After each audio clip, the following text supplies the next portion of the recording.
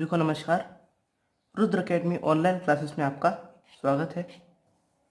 आज हम 12th maths का एक बहुत ही अच्छा टॉपिक है, संततता एवं अवकलनीयता, कंटिन्यूटी एंड डिफरेंशियबिलिटी, इसके बारे में पढ़ने वाले हैं। ठीक है, काफ़ी अच्छा और कॉन्सेप्ट बेस्ड चैप्टर है ये। ठीक है, तो एक बार हम पहले लेसन स्टार्ट करने से पहले आपकी बुक के अंदर इसकी जो नंबर वेटेज है उस पर नज़र डाल लेते हैं। ये आपका 6 चैप्टर है। ठीक है, संततता या अवकलनीयता दिख रहा होगा। ठीक है, ये जो कैलकुलस अब हमारी यूनिट 3 है, इसके अंदर 3-4 जो है इकाइयाँ हैं। फर्स्ट है संततता एवं अवकलनीयता। इसके अंदर आते हैं 2 चैप्टर, 6th एंड 7th। ठीक है, आज हम पढ़ने वाले 6 चैप्टर, जिसमें क्या है, संततता एवं अवकलनीयता। ठीक है, 7 चैप्टर जो है उसके अंदर हम पढ़ेंगे कि बहुत से जो अलग अलग तरह के जो फंक्शंस होते हैं, जैसे चरघातांकी, ठीक है ना, एक्सपोनेंशियल, लघुगणकीय, लोगरिथमिक, इनके अवकलन कैसे करते हैं। ठीक है, तो आज हमारा फोकस किस पर रहेगा, सिर्फ 6 चैप्टर पर, संततता एवं अवकलनीयता। ये चैप्टर जो है 2 नंबर का है, बाकी 6 नंबर का जो है 7वां चैप्टर है। 6 चैप्टर में डायरेक्ट एक 2 नंबर का क्वेश्चन आने वाला है, जो या तो संततता पे आएगा या फिर अवकलनीयता पर। तो हम इन दोनों को ही अच्छे से तैयार। So let's start.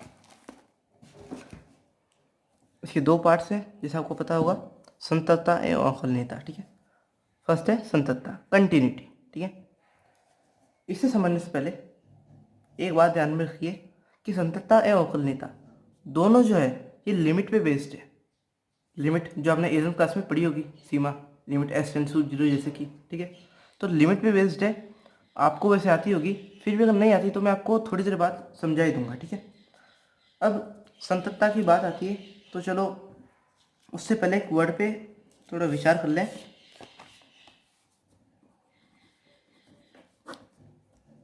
सतत, सतत क्या है, कंटिन्यू। इसे नदी बिल्कुल कंटिन्यूली बिना रुके निरंतर बहती रहती है। वैसे ही अगर आपने कोई ऐसी नदी नहीं देखी होगी जो यहाँ पे तक बहती है, पानी गायब हो जाता है, फिर आती है, फिर पानी गायब, फिर आ जाती है। ठीक है, नदी कैसी होती है, कंटिन्यूस। और ऐसी कोई नदी नहीं होती है। वैसे हमारे फंक्शंस जो होते हैं 2 टाइप के होते हैं। ठीक है, एक होता है सतत, एक होता है असतत।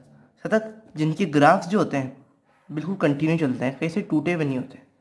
असतत जिनके ग्राफ्स जो है बीच बीच में टूटे हुए होते हैं। ठीक है, अलग अलग वैल्यूज़ पे, जैसे कि ये वाला ग्राफ साइन एक्स का बिल्कुल कंटिन्यू, कैसे टूटा हुआ नहीं। साइन एक्स कैसा है, कंटिन्यूस फलन। ठीक है, सतत फलन है। वैसे टेन एक्स का अलग अलग जगह से टूटा हुआ रहता है। ठीक है, तो कैसा है, डिसकंटिन्यूस फंक्शन है π/2 पॉइंट पर। ठीक है, और इन दोनों ग्राफ के बारे में हम आगे चर्चा करने वाले हैं। ठीक है, ये तो मैंने सिंपल तौर पे आपको समझा दिया कि सततता होती क्या है ग्राफ के हिसाब से। ठीक है, अब इसको गणित के हिसाब से समझ लेते हैं हम। तो सबसे पहले इसकी परिभाषा देखते हैं। फलन अपने प्रांत डी के किसी बिंदु ए पर सतत होता है यदि और केवल यदि limit x tends to a f(x) विद्यमान हो तथा यह f(a) के बराबर हो। ठीक है, क्या कहना चाहता है ये, कि कोई पॉइंट है भाई a, उसके प्रांत में, प्रांत आपको पता ही होगा, फिर भी एक बार बता देता हूँ। कोई 2 समुच्चय होते हैं, समुच्चय संख्या समूह, उनके बीच में अगर कोई संबंध है, इस मान ली समुच्चय a है, ये b है, तो इस संबंध के अंदर जिस समुच्चय के अवयवों की वैल्यू रखी जाती है, यानी कि जो फर्स्ट वाला होता है, इसे कहते हैं प्रांत और इसे कहते हैं परिसर। इसके इसी तरह इसका प्रांत है डी, तो उस डी का कोई पॉइंट है ए। अब ए पर ये फंक्शन जो एफ एक्स है, ये सतत कब होगा, जब इस पॉइंट पर एफ एक्स की वैल्यू यानी कि एफ ए उस पॉइंट पर एफ एक्स की लिमिट के बराबर हो जाए, तो उसमें क्या कहेंगे, सततता या फिर सतत जो है फलन कहेंगे। ठीक है, अब लिमिट जो है 2 तरह की होती है, तो पहले एक बार लिमिट समझ लेते हैं। चलो भाई, ठीक है, लिमिट क्या है, इसे एक उदाहरण लेते हैं, लिमिट h टेंड्स टू 0। ठीक है, ये क्या है, सीमा। ठीक है, यानी किसी को किसी सीमा में बांध देना। ठीक है, जैसे कोई f(x) है फलन, इस पर मैंने अगर लिमिट लगाई है, इसका मतलब मैं क्या कर रहा हूँ, इसे एक लिमिट में बांध रहा हूँ। यानी कि जैसे मैंने किस पॉइंट पर लगाई लिमिट, 0 पर, यानी कि f(x) की वैल्यू निकालेंगे हम ज़ीरो के नज़दीकी पॉइंटों पर, नज़दीकी और ज़ीरो पर दोनों में डिफरेंस है, समझिए।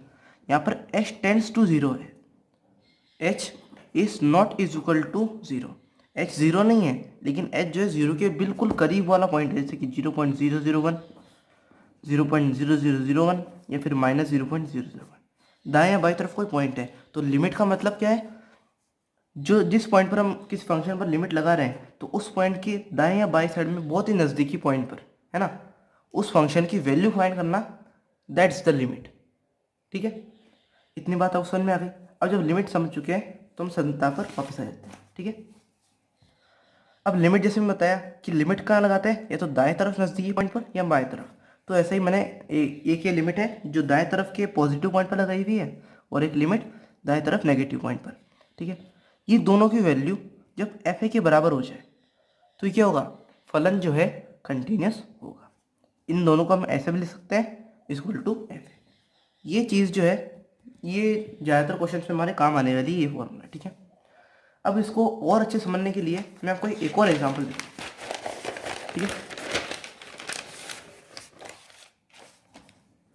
जैसे एक पाइपलाइन है, कोई पाइपलाइन पानी की। ठीक है, यहाँ पर इसका एक पॉइंट है। अगर कोई आपसे आके पूछे कि क्या इसमें पानी सतत रूप से बह रहा है, तो आप कैसे बताएंगे? यदि इस ए पॉइंट से की तरफ आने वाला पानी और इनकी जो मात्रा है इधर से जाने, इस पॉइंट से पास होकर जाने वाले पानी की मात्रा के बराबर हो, तो क्या है कि यहाँ पे ए पर पानी का जो बहाव है कंटिन्यूस है। कैसे?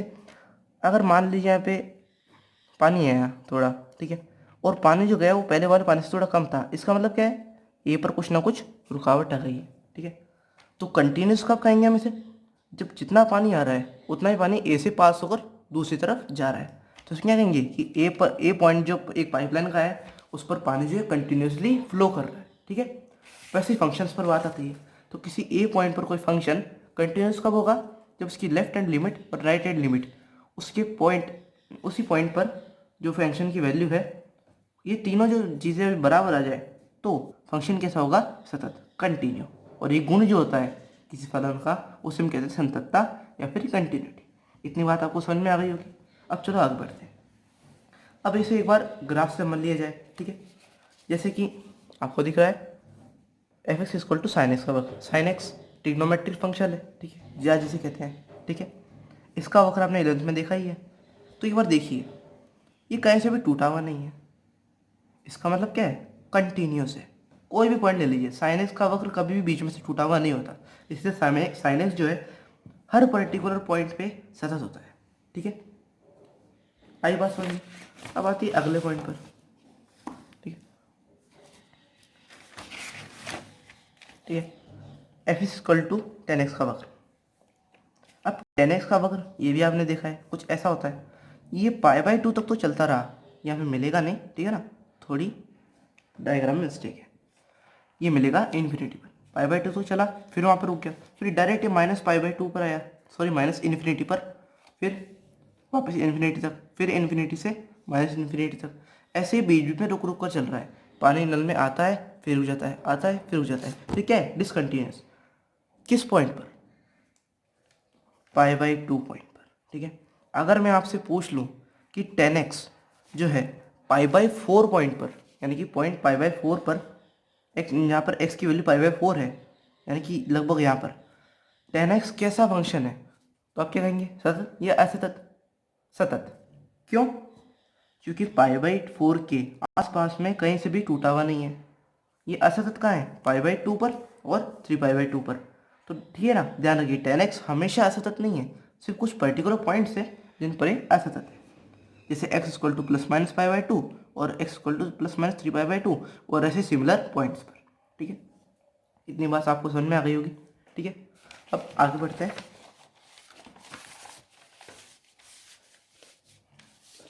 अब आती है बात विविध और समृद्ध अंतराल में सतत फलन की। ठीक है, अब विविध और समृद्ध अंतराल होते क्या है, ठीक है, और उससे भी पहले आखिर अंतराल क्या है, ठीक है, तो समझ लेते हैं।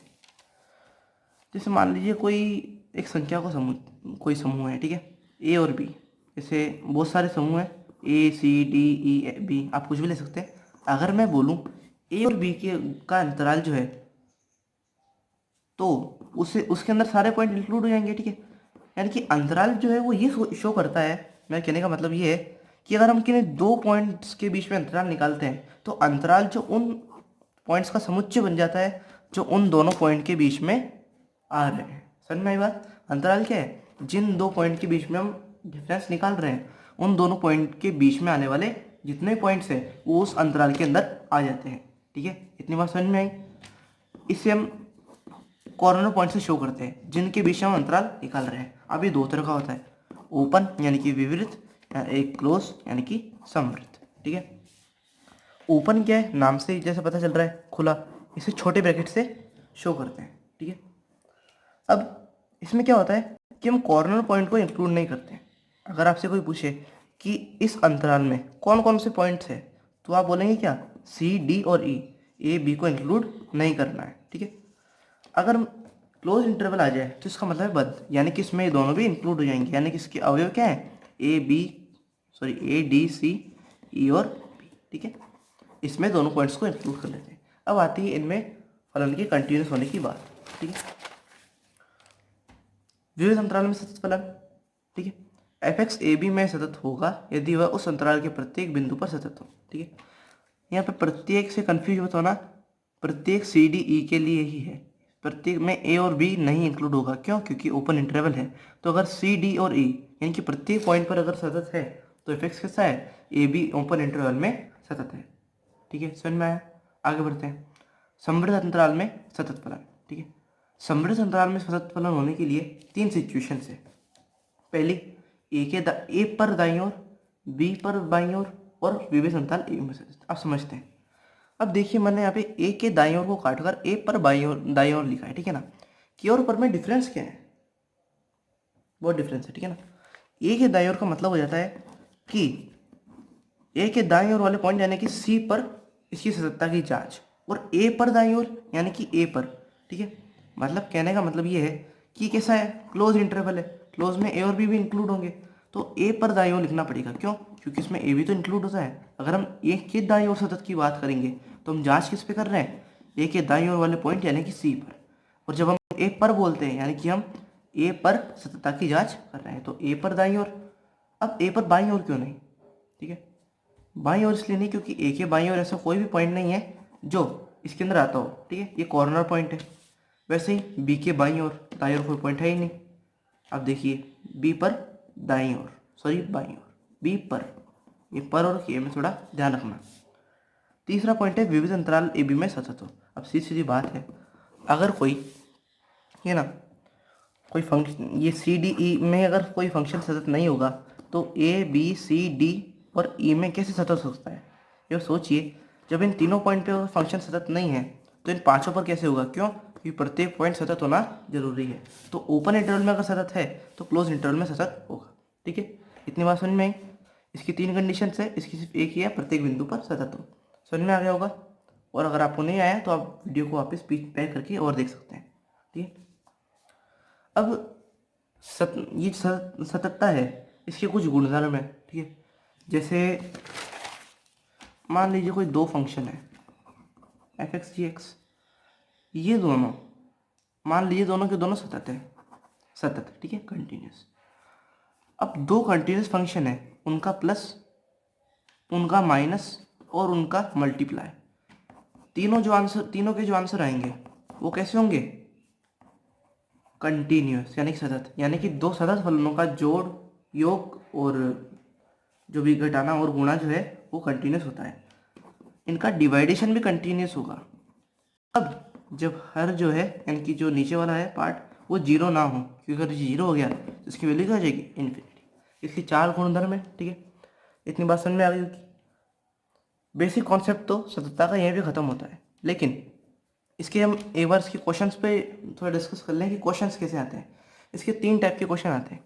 पहला टाइप कि आपको दे देंगे कि कोई फंक्शन है जैसे एफ एक्स बराबर जो भी है, ठीक है, इसको बताइए कि सतत है या नहीं है।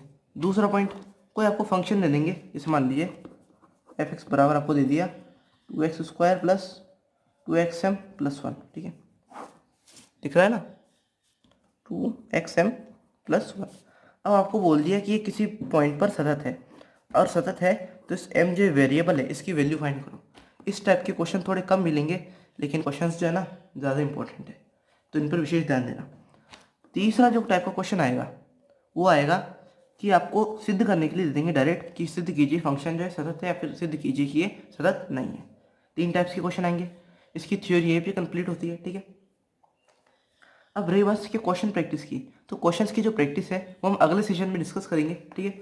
इस सेशन में आज जो हम बस इसके कॉन्सेप्ट को ही समझेंगे, बाकी जो क्वेश्चन की प्रैक्टिस है वो अगले सेशन में करेंगे। बाकी मैं आपको बताया देख किस तरह क्वेश्चन आते हैं।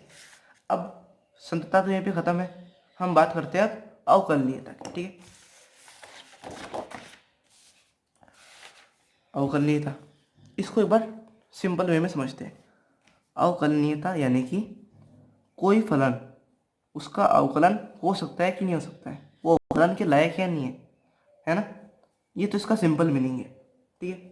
अवकलनीयता का अर्थ है किसी फंक्शन का अवकलन हम कर सकते हैं कि नहीं कर सकते, ठीक है।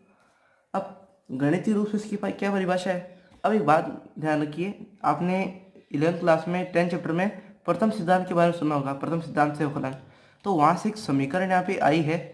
तो अगर कोई कंफ्यूज हो कि ये समीकरण कहाँ से है, तो मैं बता देता हूँ कि ये पिछले साल में 10th क्लास में 10th चैप्टर में थी ये समीकरण प्रथम सिद्धांत से अवकलन की। देखो मैं इसको यहाँ पर समझा देता, किंतु ये जो है थोड़ा ज़्यादा बड़ा कॉन्सेप्ट हो जाएगा तो टाइम ज़्यादा लग जाएगा, इसलिए मैं इसे यहाँ पर आपको सिर्फ ये बताता हूँ कि ये सिर्फ प्रथम सिद्धांत से ली गई है। एक अब इसकी परिभाषा दे लेते हैं। एफ एक्स एक वास्तविक फलन f a b tends to R बिंदु c belongs to a b पर अवकलनीय कहलाता है यदि limit x tends to c f x minus F C upon x minus c परिमित रूप से विद्यमान हो। इसका क्या मतलब है कि कोई पॉइंट है सी जो ए बी से बिलोंग करता है, और ए बी क्या है, वास्तविक संख्या है, रियल नंबर्स है, ठीक है। तो इस सी पॉइंट पर कोई फलन अवकलनीय कब होगा, जब ये जो लिमिट है उसकी सी पॉइंट पर ये परिमित रूप से विद्यमान हो, यानी कि इसकी कोई वैल्यू हो, और साथ साथ कैसी हो, फिक्स वैल्यू हो, परिमित वैल्यू हो, इन्फिनिटी ना हो, ठीक है, एक फिक्स वैल्यू हो, तब क्या होगा, अवकलनीय होगा।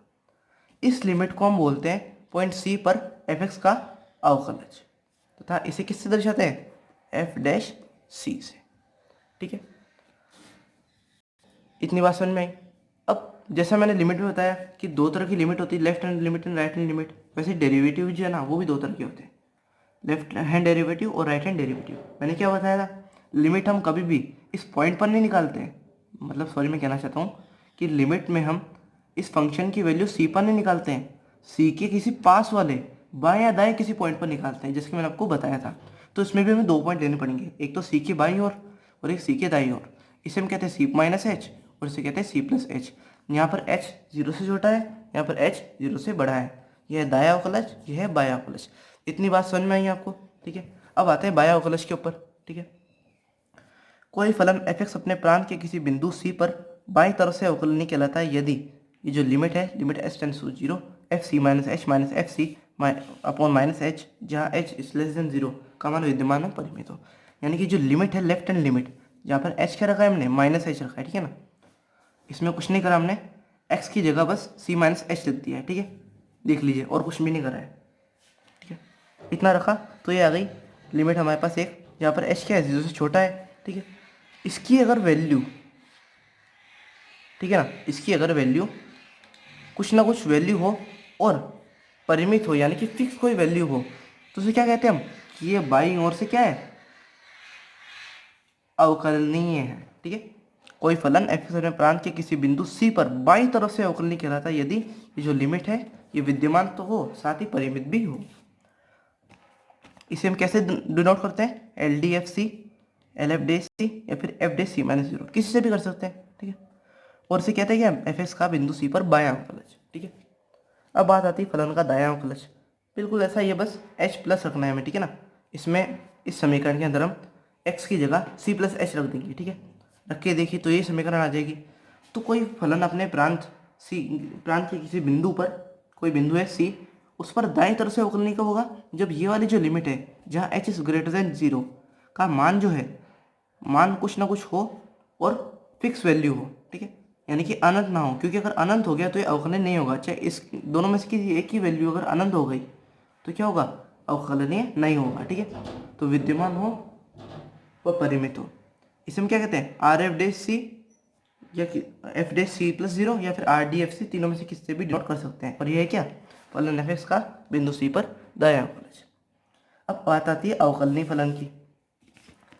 अवकलनीय फलन वो फलन जिसका हम अवकलन कर सकें, यानी जिसका डी बाई डी एक्स कर सकें। अवकलनीय फलन वो फलन होता है जिसकी बाय डेरिवेटिव और दाया डेरिवेटिव दोनों जो है बराबर होने चाहिए। देख लीजिए एक बार, एफ डे c minus zero equal to f डे सी प्लस जीरो। तो ये फॉर्मूला अगर इसकी वैल्यू रखे तो ये आता है। ये जो है ये बहुत इंपॉर्टेंट फॉर्मूला है और ज़्यादातर क्वेश्चंस में, लगभग सभी क्वेश्चंस के अंदर ये फॉर्मूला काम आने वाला है, तो इस पर विशेषकर ध्यान दें। तो अवकलनीय फलन क्या है, जिसकी लेफ्ट लिमिट और राइट लिमिट बराबर हो। ठीक है, इतनी बात आपको समझ में आ गई। अवकलनीयता बता दी मैंने। बायां अवकलज, बाएं तरफ के पॉइंट पर सी माइनस एच रख दिया हमने, और अगर इस लिमिट की वैल्यू फिक्स है तो बायां अवकलज कहलाता है, वो बाईं तरफ से अवकलनीय है। दायां अवकलज क्या है, इधर सी, अगर सी प्लस एच पॉइंट पर इसकी वैल्यू फिक्स है तो क्या है, ये दाएं तरफ से अवकलनीय है। और अवकलनीय फलन क्या है, जिसका दायां अवकलज और बायां अवकलज बराबर है। ठीक है, अब बात आती है कि फलन अवकलनीय कब नहीं होगा। When does the function should not be derivative. ठीक है, डिफरेंशिएबल। एफ डे सी, अगर देखो, अगर दोनों बराबर नहीं होंगे, ठीक है ना, अगर बराबर होंगे तो अवकलनीय और नहीं होंगे तो अवकलनीय नहीं होंगे। ठीक है, अगर ये दोनों बायां अवकलज और दायां अवकलज बराबर नहीं हुए तो फलन कैसा होगा, अवकलनीय नहीं होगा। दोनों की वैल्यू फिक्स आनी चाहिए। अगर अपरिमित हो गई दोनों में से किसी एक की भी या फिर दोनों की, तो कैसा होगा, फलन अवकलनीय नहीं होगा। तीसरा पॉइंट, दोनों की वैल्यू होनी भी चाहिए। अगर किसी की वैल्यू ही नहीं हुई तो हम क्या फाइंड करेंगे। ठीक है, दोनों की वैल्यू भी होनी चाहिए। ठीक है, और कैसे होनी चाहिए, फिक्स वैल्यू। अपरिमित हुई तो अवकलनीय नहीं होगा। चौथा थोड़ा इंपॉर्टेंट पॉइंट है, ये कहना चाहता है कि अगर कोई फलन अवकलनीय है, यानी कि उसका अवकलन हो सकता है, तो सतत तो डेफिनेटली होगा। ठीक है, सतत तो होना ही है। लेकिन अगर वो सतत है तो ये आवश्यक नहीं है कि वो अवकलनीय हो। ठीक है ना, मतलब कहने का ये है कि अगर वो अवकलनीय है तो फिक्स है, वो कंटिन्यूस है। ठीक है, लेकिन अगर आपने उसकी कंटिन्यूस होने की जांच कर ली और वो कंटिन्यूस हो गया तो अवकलनीय हो सकता है। 100% आप श्योर नहीं कर सकते। ठीक है, तो कभी कभी क्वेश्चन में क्या होता है, आप फलन देख के पहचान जाते हैं कि ये जो फलन है, हाँ मुझे मालूम है कि ये टाइप का जो फलन है कभी सतत नहीं होता है। तो आपको मालूम पड़ जाएगा कि अगर सतत ही नहीं है तो अवकलन कैसे होगा, है ना। तो ये बात का आप ध्यान रखें, तो क्वेश्चंस में आपको अच्छा बेनिफिट मिल सकता है आंसर याद करने में। ठीक है, तो सतत होगा तभी अवकलनीय होगा, और लेकिन अवकलनीय हुआ तो सतत होना जरूरी है। ठीक है, अब अवकलनीयता का थोड़ा ये जो ज्यामितीय अर्थ है इसको हम अच्छे से समझ लेते हैं। ठीक है, कोई वक्र है, उसका समीकरण है y बराबर एफ एक्स। ये कोई वक्र ले लिया मैंने। ठीक है, दिख रहा है आपको, इसका कोई पॉइंट a है, इस पर x बराबर a पर एक फलन जो है ये सतत कब होगा, जब वक्र के इस बिंदु पर स्पर्श रेखा खींची जा सके तथा इस बिंदु के वक्र की दिशा ना बदले। ठीक है, पहली बात, अवकलन का ज्यामितीय अर्थ क्या है, स्पर्श रेखा खींचना। यानी कि अगर आप किसी फंक्शन का अवकलन कर रहे हैं, डी बाई डी एक्स कर रहे हैं, इसका मतलब आप क्या कर रहे हैं, उसके वक्र कर्व पर एक स्पर्श रेखा खींच रहे हैं। स्पर्श रेखा कब खींच सकते हैं, जो अवकलनीय हो। यानी कि अगर उसके ऊपर स्पर्श रेखा खींची जा सके तो कैसा होगा, अवकलनीय। दूसरी बात क्या है, तथा इस बिंदु पर वक्र की दिशा ना बदले। देखो यहाँ पे डायरेक्शन पहले ऐसी थी फिर ऐसी थी, मतलब सेम डायरेक्शन थी। यहाँ पर देखिए, अगर मैं x बराबर 0 पर अवकलनीयता की बात करूँ तो पहले डायरेक्शन ऐसी थी फिर ऐसी चली गई, डायरेक्शन बदल गई, तो फंक्शन कैसा है, अवकलनीय हो ही नहीं सकता।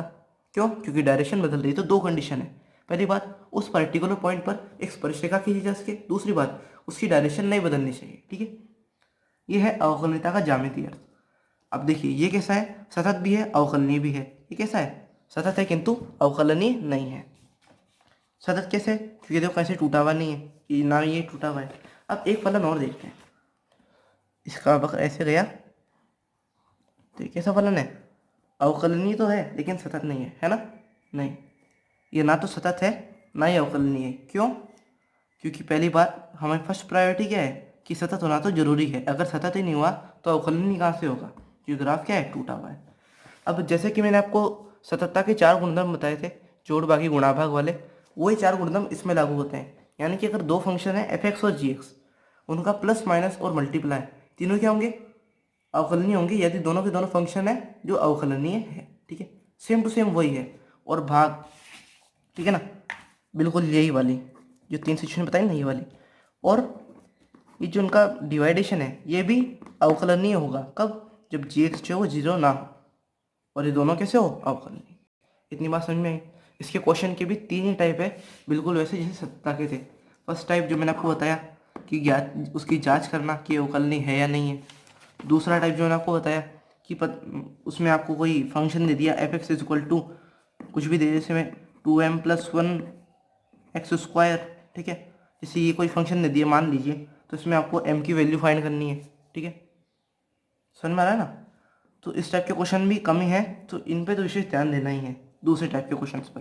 और तीसरे टाइप का क्वेश्चन आता है वो है सिद्ध करने वाला, कि सिद्ध कीजिए कोई फंक्शन ऐसा है तो इस पॉइंट पर वो अवकलनीय होगा, या फिर सिद्ध कीजिए कि अवकलनीय नहीं होगा। 3 टाइप के क्वेश्चन दोनों में हैं, उनके गुणधर्म मैंने आपको बता दिए, ज्योमेट्रिकल अर्थ ग्राफ बना के मैंने आपको बता दिए, अवकलनीय कब होगा कब नहीं होगा, left hand limit, right hand limit, left hand derivative, right hand derivative, इनके जो मेन कॉन्सेप्ट्स है वो मैंने आपको इस सेशन में समझा दिए।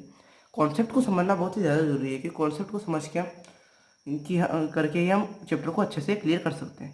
तो आज का सेशन है उसमें तो हम बस यही हमने ये सब कर लिया।